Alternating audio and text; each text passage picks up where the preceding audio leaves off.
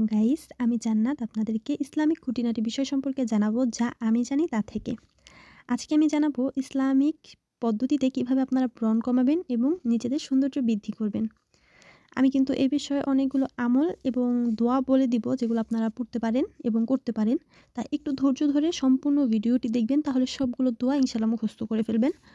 তার আগে বাহ্যিক কিছু দিক আপনাদের খেয়াল রাখতে হবে। যেরকম নিজের মুখকে একটু পরিষ্কার রাখতে হবে। কারণ রাসূল সাল্লাল্লাহু আলাইহি ওয়াসাল্লাম বলেছেন, "পরিচ্ছন্নতা ঈমানের অর্ধেক।" তাই মুখটাকে সুন্দর করে পরিষ্কার রাখবেন। দিনে অন্ততপক্ষে ২ বার নিজের মুখটাকে ধুবেন। ময়লা, ধুলো, ঘাম যেন মুখে না লেগে থাকে, এইভাবে সুন্দর করে মুখটাকে ধুবেন। ঠিক আছে? তারপর বালিশের কভারটা আসলে আপনারা ইউজ করেন, সেটা সপ্তাহে অন্ততপক্ষে ১ থেকে ২ বার ধোয়ার চেষ্টা করবেন।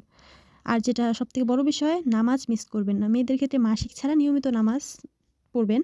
এতে কিন্তু শরীর মন ২ টাই ভালো। ২ টার জন্যই ভালো, বরকতময়। ঠিক আছে? তারপর অজু করবেন। বেশি, বেশি পাক পবিত্র থাকার চেষ্টা করবেন। বারবার অজু করবেন, তাহলে অজু করলে চেহারার বরকত আরও বাড়বে। চেহারার নূর বেড়ে যাবে। নিজের খাদ্যর দিকে একটু খেয়াল রাখবেন।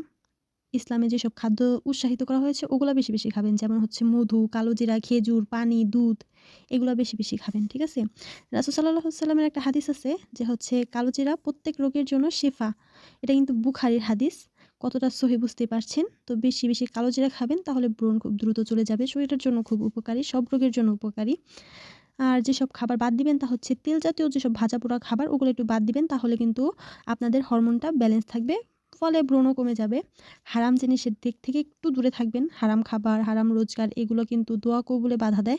তাই এগুলা থেকে একটু দূরে থাকবেন। তারপর হচ্ছে দুশ্চিন্তা, গীবত, রাগ এগুলা কিন্তু নিজের চেহারার নূর কমায় ফেলায়, নিজের সৌন্দর্য কমায় দেয়। তাই এগুলা থেকে একটু দূরে থাকবেন।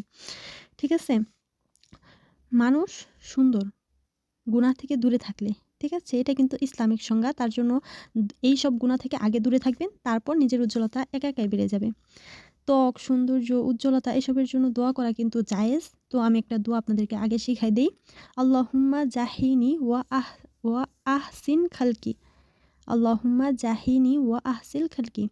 এই দোয়াটার অর্থ হচ্ছে, হে আল্লাহ, তুমি আমাকে সুন্দর করো এবং আমার চরিত্রকেও সুন্দর করো। ঠিক আছে? আরেকবার দোয়াটা পড়ে দেই। আল্লাহুম্মা জাহিনি ওয়া আহসিন খালকি। ঠিক আছে? হে আল্লাহ, তুমি আমাকে সুন্দর করো এবং আমার চরিত্রটাকেও সুন্দর করো। এটা খুবই শক্তিশালী একটা দোয়া। আপনারা ব্রণ কমানোর জন্য অনেক আমল করতে পারেন। এগুলা ইনশাআল্লাহ কাজ করবে।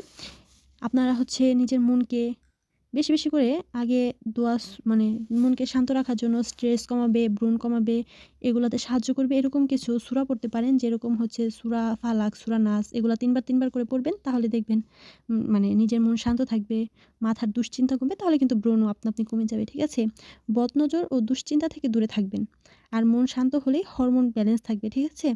মানুষের নজরে কম যাবেন, তাহলে বদনজর কম লাগবে। নিজেও একটু দুশ্চিন্তা কমায় করবেন। আয়াতুল কুরসি বেশি, বেশি পড়বেন। এটা কিন্তু চিন্তা কমাবে।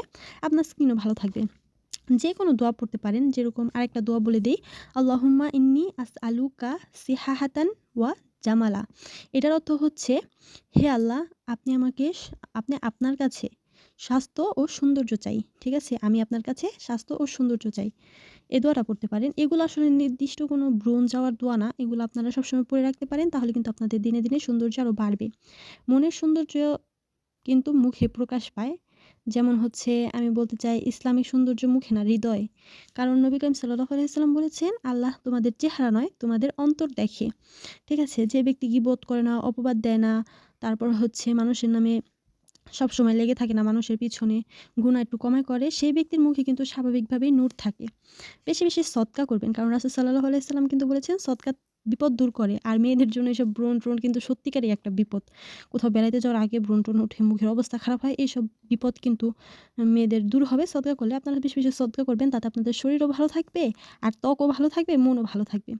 প্রতি মানে ফরজ নামাজের মানে পর প্রতি ফরজ নামাজের পর আপনারা আল্লাহর গুণবাচক একটা নাম আছে, ওই নামটা পড়তে পারেন। ইয়া নুরু, এ আমল করুন। এমন ৩৩ বার করলেই হবে। ঠিক আছে? ৩৩ বার করুন এবং এটি আপনি ফু দিতে পারেন নিজের মুখে। ইয়া নুরু। এটি অন্তরের নূরও বাড়াবে এবং হচ্ছে আপনার চেহারার নূরও বৃদ্ধি করবে। ধন্যবাদ। আজকের ভিডিওটি কিন্তু এই পর্যন্তই। চাইলে আমার চ্যানেলটি সাবস্ক্রাইব করতে পারেন। কারণ হচ্ছে এই ধরনের ভিডিও আমি প্রতিনিয়তই আমার চ্যানেলে ছেড়ে থাকি, যা আপনাদের উপকারে আসবে। ধন্যবাদ। আসসালামু আলাইকুম। ভালো থাকবেন, নিজের খেয়াল রাখবেন।